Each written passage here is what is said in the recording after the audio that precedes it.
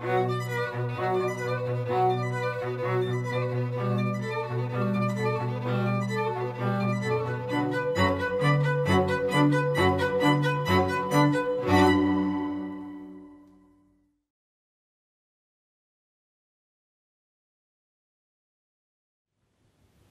question.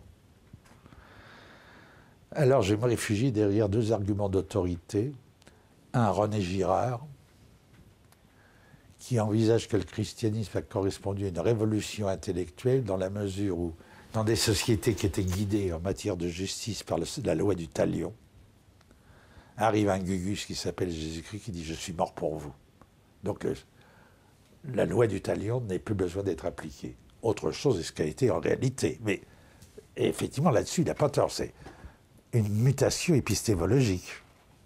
Je suis mort pour vous. Plus besoin de vous massacrer entre vous. On sait ce qu'il en est advenu par ailleurs. Et l'autre, c'est René Girard.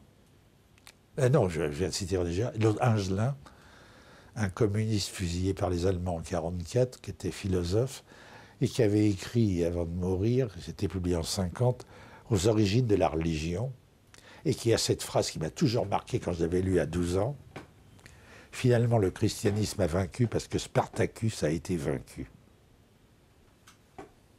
Sous-entendu, venant d'un communiste, sa sympathie va à Spartacus, celui qui a tenté une révolution.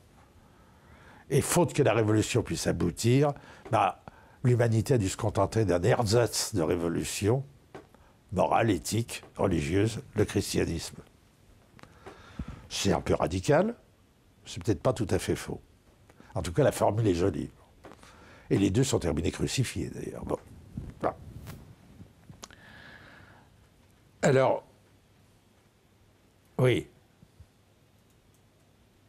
La question exactement, c'était quoi? Les premiers chrétiens. Ah oui, étaient-ils révolutionnaires? Alors, en même temps,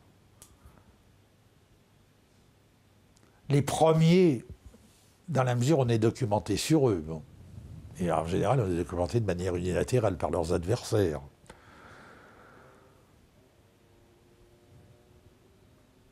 Ils avaient un comportement, effectivement, prédication, une foi extraordinaire, malgré les persécutions. Mais les vrais grands, d'ailleurs l'Église ne s'y trompe pas, elle honore les premiers chrétiens, mais surtout les pères de l'Église, 3e siècle après Jésus-Christ. Saint Ambroise, Saint Augustin, toute la bande, Saint Jérôme. C'est-à-dire ceux qui passent le contrat historique avec l'Empire, qui va permettre au christianisme de devenir universel comme l'Empire, en se coulant dans le moule de l'Empire, les diocèses, etc. Alors du coup, les premiers chrétiens étaient-ils des simples allumés? Admirables de courage peut-être, mais quand même des allumés, quoi. Des écologistes fanatiques. Et dans un premier temps, c'est vrai qu'ils n'ont pas bouleversé l'Empire romain, les pauvres. Ils se sont fait bouffer par les lions, mais...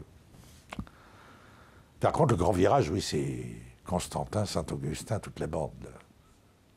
Et en même temps, ce virage est contre-révolutionnaire, puisqu'il consiste à se rallier au pouvoir de la bête, dénoncé jusqu'alors comme la bête. Mais l'Empire, c'est Néron.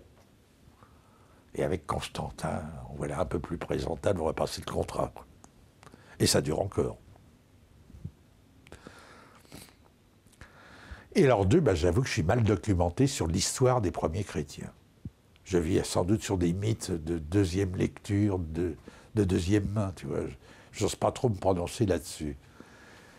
Et dans le tas, est-ce que parmi les esclaves qui avaient suivi Spartacus, il y en a qui sont devenus chrétiens ensuite? Alors il va que c'est beaucoup plus tôt.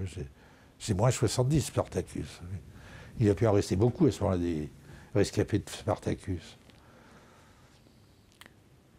Mais peut-être, par contre, la révolte des circoncélions en Afrique du Nord, que dénonce Saint-Augustin, des gars qui s'emparent du donatisme, c'est-à-dire une interprétation du christianisme, pour mener une véritable guerre sociale.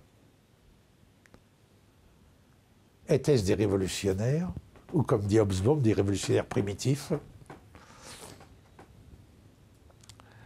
Moi, ça me rappelle mes bandes d'esclaves noirs dans mes plantations latino-américaines qui foutent le camp dans les mornes et qui mènent une guerre de guérilla permanente contre les hacendados. Ils deviennent des bandits, d'honneur, pas toujours, ils sont d'une cruauté parfois rare. Il est vrai que leurs ennemis l'étaient pas mal non plus. Étaient-ce des révolutionnaires? C'est des révoltés. Et en même temps, le message du Christ, du moins tel qu'on nous l'a retransmis, il est quand même pas très favorable à la révolte. Résignez-vous. Rendez à César ce qui est à César. Mais c'est peut-être parce que je ne suis pas chrétien que je me permets de dire ça. Mais... Donc le révolutionnarisme des premiers chrétiens, je ne sais pas. J'ai des doutes. Courageux jusqu'au martyr, sans doute. Un pouvoir de conviction, sans doute. Des bons militants, oui. Mais l'Empire n'a pas dû être ébranlé sur ses bases, du moins à ce moment-là. Plus tard, oui.